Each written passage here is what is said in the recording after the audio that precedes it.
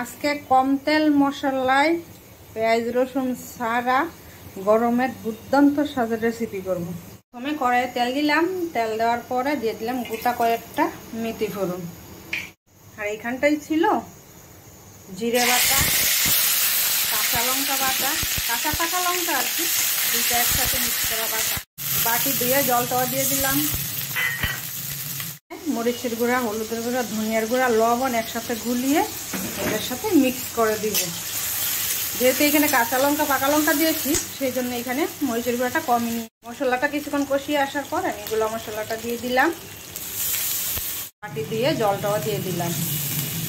একদমই সহজভাবে, একদম কম সময়ে কম মশলায় দুর্দান্ত স্বাদের এই রেসিপিটা গরমের জন্য একদমই পারফেক্ট। ভালো করে কষানো হয়ে গিয়েছে। আমি দিয়ে দিব আগে থেকে হলুদ মরিচ লবণ মেখে রাখা চিংড়ি মাছ।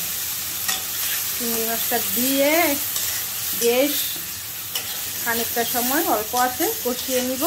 আর চিংড়ি মাছটা গরম তেলে বা মশলার উপর দেওয়ার পর যে একদম লালচে একটা ভাব আসে না, ওইটা দেখতে কিন্তু বেশ ভালোই লাগে, বলো তাই না?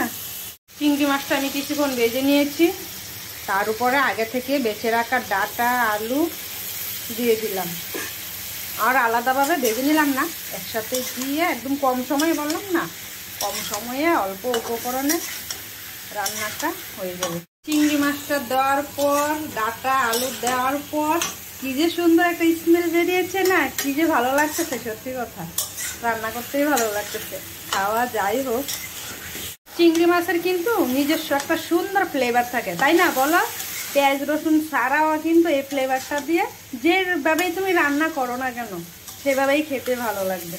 কালারটা যা দেখা যাচ্ছে না, অবশ্য মোবাইলে হয়তো বা অত সুন্দর কালার দেখা যাচ্ছে না, লাল সবুজ তারপর আলুর একটা কালার সব মিলিয়ে সুন্দর একটা কালার দেখা যাচ্ছিল বাস্তবে। মোবাইলে আসলে ওইটা ফুটে ওঠে নাই। বেশ খানিকটা সময় আমি কিন্তু অল্প আছে কষিয়ে নিয়েছি। এখন ঝোলের জন্য দিয়ে দিলাম গরম জল, একদম পাতলা পাতলা ঝোলই রাখবো, সেই জন্য ঝোলটা একটু বেশিই দিয়েছি। করে এই গরমে কম মশলায় পাতলা ঝোলটা খেতেই কিন্তু ভালো লাগে। পেঁয়াজ রসুনটা কিন্তু বেশ গরম বা গ্যাসও হয়ে যায়, এইভাবে রান্না করলে খেলে কিন্তু খুবই স্বাস্থ্যকর, গ্যাসও কম হবে, তারপর এই তরকারিটাও ভালো থাকবে, সহজে নষ্ট হবে না। একদিকে ফুটে উঠুক, তার মধ্যে এখানে আমি একটু রাঁধুনি ফোড়ন ভিজিয়ে রেখেছিলাম, সেটা এখন বেটে নিব। আর দেখা যায় লাউ তরকারি কিংবা ডাঁটা তরকারি এরকম কিছু তরকারি আছে রাঁধুনি ফোড়ন অনেক বেশি ভালো লাগে। এখন আমি এটা বেটে নিচ্ছি গো। এটা কিন্তু বেশ ভালোভাবে ফুটে গেছে। তার মধ্যে আমি দিয়ে দিলাম আগে থেকে ফ্রোজেন করে রাখা কয়েকটা টমেটোর টুকরো, একটু ছুটকি ছুটকি মানে একটু টকটক লাগলে কিন্তু বেশ ভালোই লাগবে। কিছুক্ষণ ঢাকা দিয়ে রেখেছিলাম, ফাইনালি হয়ে গেল আমার ডাঁটা চিংড়ি। আগে থেকে বেটে রাখা রাঁধুনি ফোড়নটা দিয়ে দিলাম। এটা দিলে স্মেলটা কত ভালো লাগে, কিন্তু একটু পানসে হয়, তার মধ্যে একটুখানি চিনি দিলে বেশ ভালোই লাগে, পানসে ভাবটা খেতে যায়। এইভাবে কে কে খাও বা কে কে খাওনি অবশ্যই কমেন্টে জানাবে। আর আলুটা ডাঁটাটা কিন্তু বেশ সুন্দরভাবে সিদ্ধ হয়ে গেছে। আমার এই ভিডিওটা দেখতে দেখতে জানিয়ে যাও কে কোথায় থেকে আমার এই ভিডিওটা দেখছো, যেন আমি পরবর্তী ভিডিওতে ধন্যবাদ জানাতে পারি।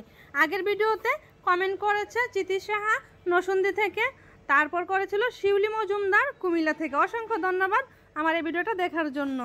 হয়ে গেল আমার গরমের ঝোল। এভাবে অবশ্যই একবার ট্রাই করে দেখবে কিন্তু।